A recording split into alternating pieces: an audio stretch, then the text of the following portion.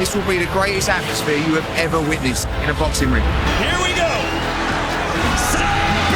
Zepeda absolutely relentless. Zurdo Ramirez fought like a Mexican southpaw. Beautiful jab from Hitchens right there. What a great performance. He was just too good. This is a championship fight.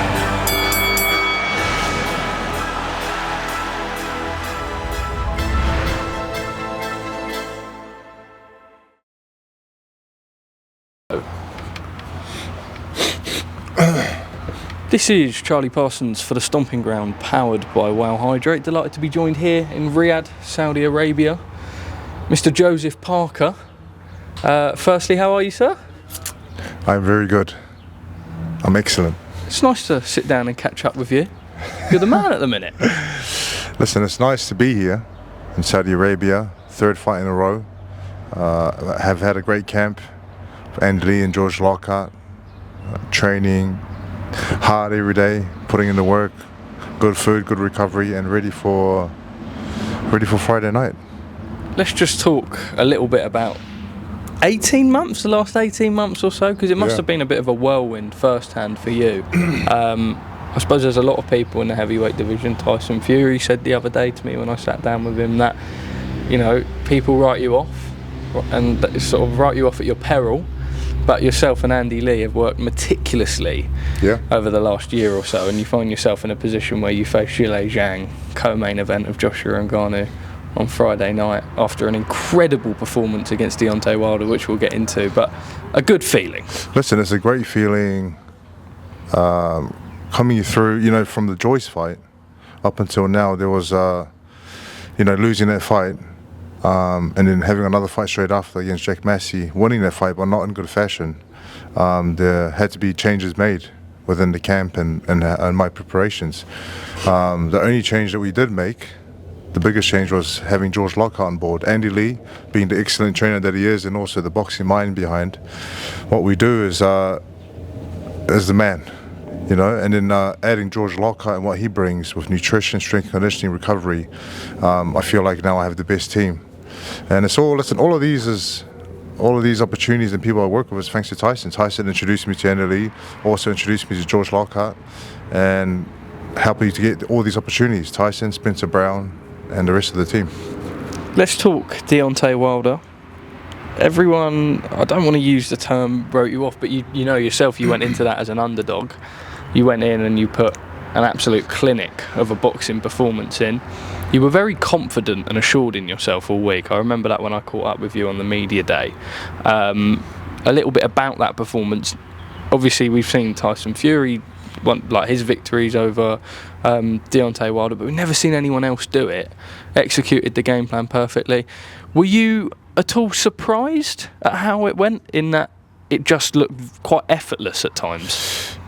Listen, effortless is not, I mean, it may have looked that way, yeah, but it was definitely one of them fights where you had to be, what Andy said to me in the beginning was to be alert and be switched on for the whole fight, because one punch from Deontay Wilder can change everything. The Wilder that fought Fury was a different Wilder. I felt like he was going to put a bit more pressure on me, but his game plan was different coming into this fight. And I just had to adjust and adapt according to what he brought. And again, it was a good camp, great sparring, put in the work, and we're quietly confident that I was able to go in there and take care of business. And when you're a happy fighter and everything is going well in camp and in your personal life, family life, everything just adds up to a great performance. A happy fighter is a dangerous fighter. Happy fighter is, they always say that happy fighter is a dangerous fighter, but I truly believe it's true. For you, it's interesting, right? Because I think when you got the call for the Deontay Wilder fight, you were home with your family, expecting to see the end of the year off with them. Then you flew to be with Andy Lee. A mad turnaround of events, but that was well, clearly sufficient time to articulate the game plan that you guys did. It was straight after the fight with Simon Keane. There was talks about me and Zhang having a fight, and then that changed after a week to Daniel Dubois. So we were locked into fight Daniel Dubois, and after a week and a half, it was Deontay Wilder. So in the space of 2-3 weeks, The opponents keep changing, but as soon as it was locked in, I made my way over to Ireland to put in the work. Flew George Lockhart into Ireland, and then we started going to work, all three of us. Talk a little bit about working with Andy Lee. We know just how special of a trainer he is. You know, Andy Lee, and when we first linked up, we were both quite, was quite fresh. You know, Andy Lee was training Paddy Donovan and training other fighters, but it was one of those things where we had to bond. In terms of a fighter on your stature, sort of thing? We had to bond very quickly. And Andy Lee being a champion that he is, you know, he's a champion, world champion boxer, and now he's training a lot of good fighters. You know, one thing that Tyson did say to me was Andy Lee is not just a trainer and a pad holder, he's a good teacher. And I could see that with what we've been doing for the last 2 to 3, nearly 3 years. Andy Lee, there's a lot of things he's trying to teach me in the beginning that I only sort of understand now and only implementing and realizing what he's trying to teach. It takes time. It takes time to understand. It takes time to practice. And it takes time to put it into play. I was speaking to Spencer amongst the elite, and there's some great young heavyweights coming through, but we'd probably say top 5 now. You are the youngest of the lot, which probably maybe feels a little bit mad to you, but your rise was quite quick from such a young age. Do you feel like you're still learning more with Andy Lee? Like going into this fight, are you going to be even better than you were in that fight with... I feel like we've had a better camp than the last camp. Okay. So the feeling is that I'm going to go in there and perform a lot better than I did, and I need to be, because Zhang presents different challenges and a different fight altogether. Southpaw, but also Zhang is a pressure fighter who constantly puts the pressure on fighters and puts them on the back foot. So I have to be very switched on and smart again for this fight, and I have to have quick feet, and I have to be patient and pick my shots. Zhilei Zhang, given the translation, is talking a great game.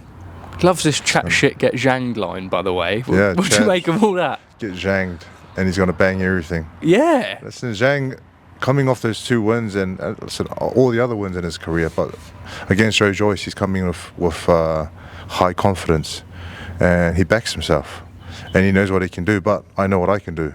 So that what makes it for an interesting fight. And even going into this fight, a lot of people think I'm going to lose and get knocked out, but just quietly confident that I know when I get into the ring, I want to follow this plan.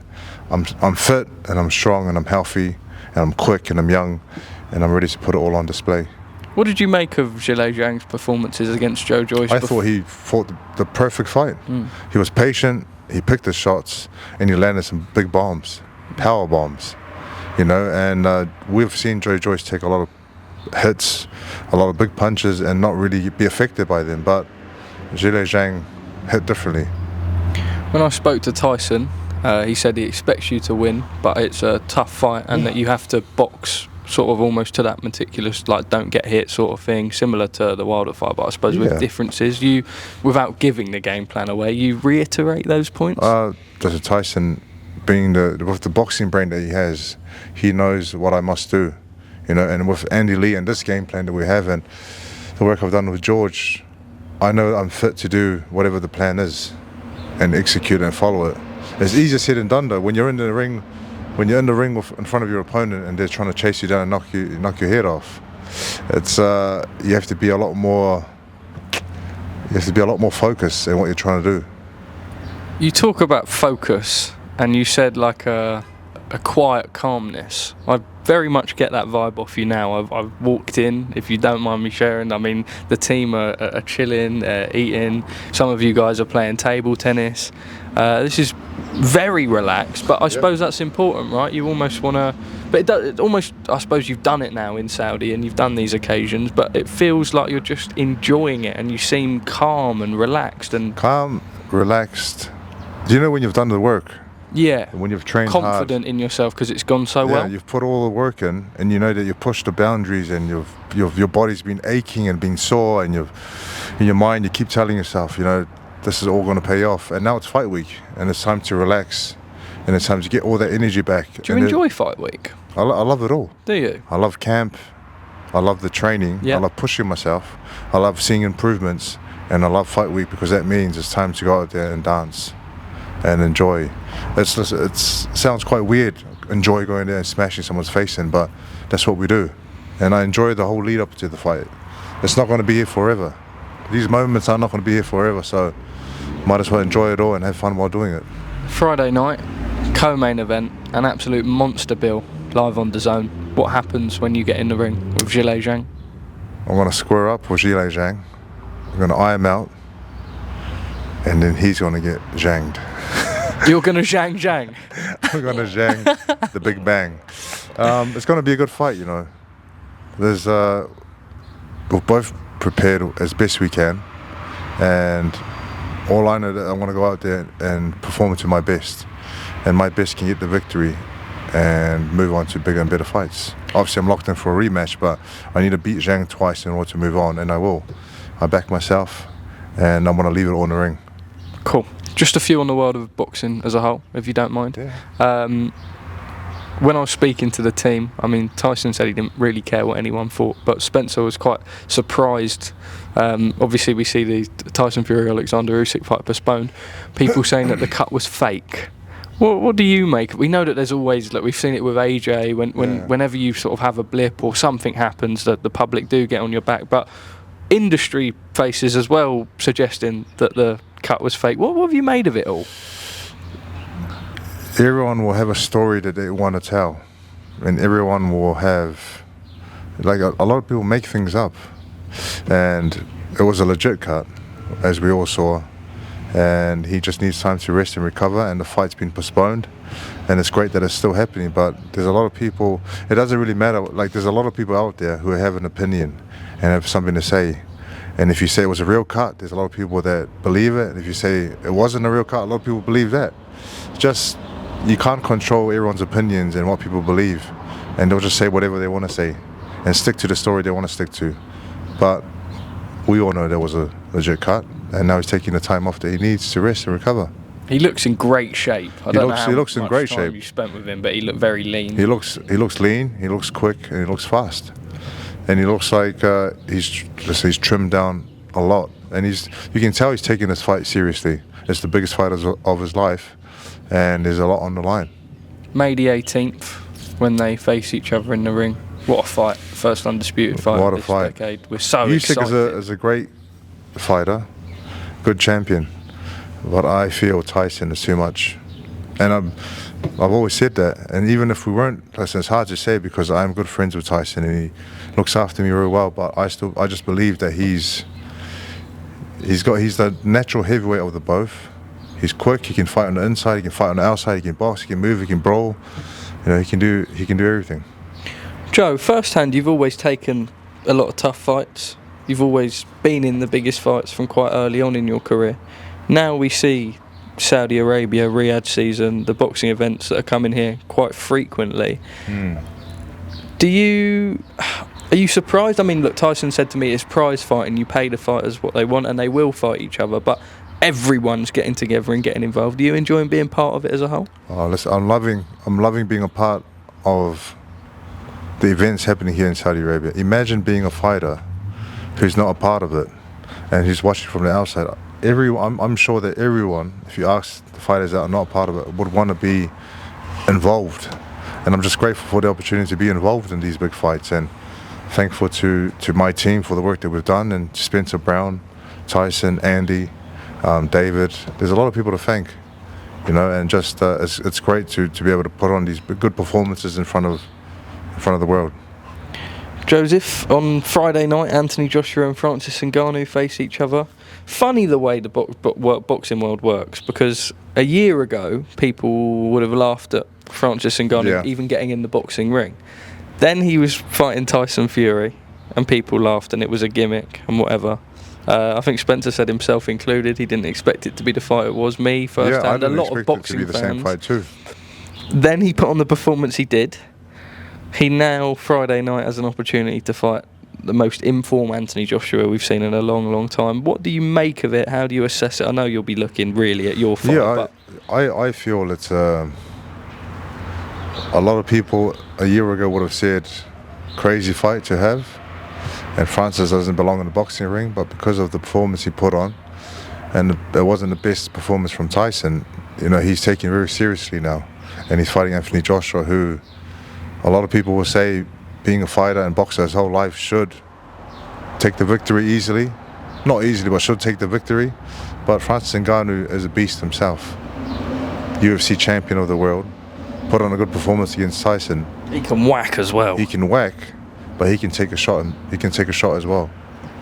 You know, he's taking kicks to the head, elbows, punches, everything else. And I haven't seen him knocked down or knocked out. It's an absolute man-mountain. And they're both incredibly in great shape. You know, saw pictures of both of them, so they're both in great shape coming to this fight.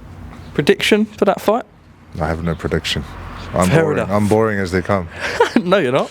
Good fun. Finally, from me, we see Eddie Hearn and Frank Warren working together. I remember when you came over to the UK to fight AJ, we saw the great face-off between David Higgins and Eddie Hearn. There was always so much talk. Would it happen with Frank Warren, Turki Al-Sheikh's come along, Spencer Brown? They brought them together. Yeah. It's very refreshing. It's fun. It's exciting. You must be a fan as well, right? I'm a fan of boxing as a whole, but also a fan to see that promoters are coming together to work together, and a lot more fighters are coming together to fight each other, and these big fights are finally happening, you know.